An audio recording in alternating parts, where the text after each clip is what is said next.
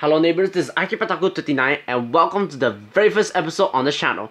Today, we'll be taking a look at Figma 257 Tohsaka Rin 2.0 from the series Fate Stay Night Unlimited Blade Works. Now, Fate Stay Night, in my opinion, is definitely one of the best anime series out there. And looking at the otaku fanbase, thank God I'm not alone in this opinion. However, when we talk about Unlimited Blade Works, it's quite the controversy, honestly. Some people really don't like what Type Moon has done with their favorite visual novel series, but to me personally, I actually quite enjoy the series. The animation is on point, the story is fine, the characters are good for the most part, and Rin here, well, she's best girl. So if you really want to know what makes the series so special, I would recommend you watch the original Fate Stay Night back in 2006, despite of its initial flaws. But of course, we're not here to talk about the series itself, we're here to talk about the Figma figure itself. So does this figure do the character justice? Well, we'll have to find out. First, we'll take a look at the box. Now, in my years of Figma collecting, I noticed a lot, and I mean a lot of people, really despise this box design. Some people even hated it. And I can definitely see why. The box looks boring, plain, and hell, even looks lazy, especially for Max Factory, the company that you expect quality from. But to be honest, I actually don't mind it. Hell, I wouldn't hesitate to say that I prefer this over the older ones. I don't know, maybe it's because the matte finish instead of the glossier finish give it more of a high quality feeling? Or hell, maybe even because of the simple design of it. I don't know. Of course, I'm not saying the older boxes are terrible, they do have its charm, and I really like the older boxes for the most part. But for now, I prefer the newer boxes. So box art wise, I'm giving it a B. But of course, we're not here for the box, we're here for the figure itself. So let's get to it. Besides the figure itself, we also got an instruction manual, which by the way is both in English and Japanese. We got the Figma base, and of course, the Ziploc bag to store all the accessories, which we'll get into in a moment. Now let's talk about the aesthetics of this figure.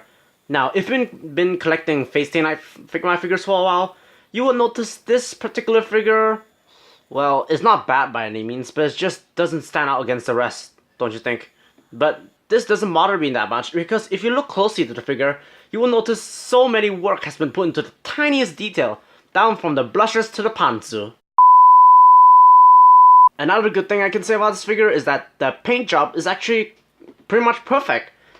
For years, I have yet to find any form of paint error or paint mishaps, so it's pretty much good. Sadly, there is just one problem with this figure. Now, I don't know if it's just mine or not, but for mine, there's a big mold line above her head.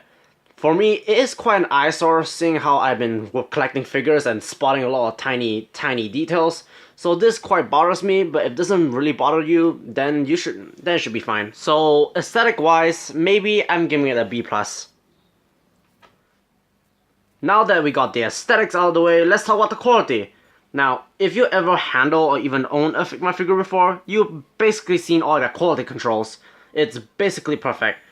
Well, for one, the joints are smooth yet tight, and the plastic quality is top notch, like real hard, and it's basically perfect. But though there's just one tiny problem. Well, this problem is actually quite the big one. Recently, I have been noticing a lot of the newer Figma figures, especially on the waist joint, is really floppy. I don't know if you can see on camera, but I can assure you, this floppiness is really annoying. There you go, now you can see it. This, I can confirm, plague many other modern Figma figures out there, especially the ones that's gonna be top happy. So quality wise, while the waist joint problem is seriously unfortunate, maybe somebody can overlook this because they just want to, well, put her on a pose and put her on a shelf for a long time. So for the quality overall, I'm just giving it a normal B. Transformation wise, I'm giving it a pass. This is not a transformer. Now let's move on to the articulation. There's a hinge joint at the twin tails, and there are two rotation joints. One is on the head and one is on the hair itself. The back hair has a hinge joint. The head can move down this much and look up this much. It has a side to side pivot, and it can move 360 degrees. Now this is where the 2.0 part about this figure shines. There's an extension rod joint in her shoulder joints. While this does look rather weird, what this allows you to do is to have even more expressive poses out of this figure. So this I really like. Her shoulder joint is on a ball joint, so you can pretty much get her in any pose you want. She has a bicep swivel. She has an elbow joint, which I believe is over 90 degrees. And her hand can move up and down, and if you rotate the peg, you can get some side to side. Her waist is on a ball joint, which by the way is once again really loose. Her leg is on a ball joint, which also has a really tight thigh swivel. She has a knee joint, and a foot can move up and down, and a pivot. Articulation wise, I give it a solid A+. For the accessories, let's start with the basics. First, she comes with the infamous triple jointed figma stand, a ziplock bag to store all your accessories, which by the way, if you buy this figure, her name is not labeled, I put it on myself. And she comes with an extra wrist joint in case you lose yours. Now for her personal accessories. Besides the default hands she comes with, which are open hands, she also comes with a whole rack of hands. Let's go through them. First, she has a pair of fists, a pair of holding hands, but she has nothing to hold, so you can use it to hold other Figma's accessories, a pair of pointing hands, a pair of karate chop hands. That's all I can call them. As for faces, she comes with her default smiling face, a yelling face, and the classic embarrassed tsundere face. Other accessories she's come with includes a alternate headpiece with her glasses on, and a pair of school slippers. To exchange her face, first you need to remove her front hair, remove her current face, replace the face you desire, and put back her hairpiece.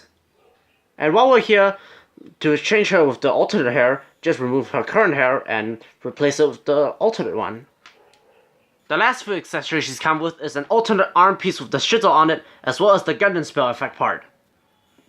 Which, by the way, the Gundam spell effect part are two separate pieces, but assembling them won't be that hard. To assemble the Gundam spell effect, first take in her alternate hand, and her pointing hand, her left pointing hand to be precise.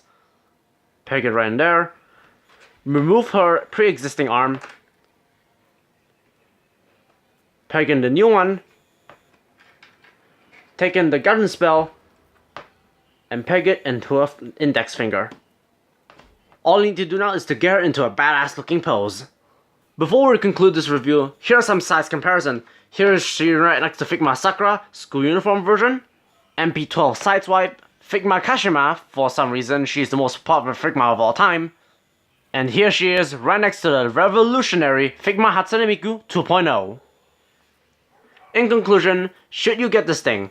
Well, despite all of its flaws, yeah, especially if you're a Rin Tohsaka fan, this is definitely worth your investment.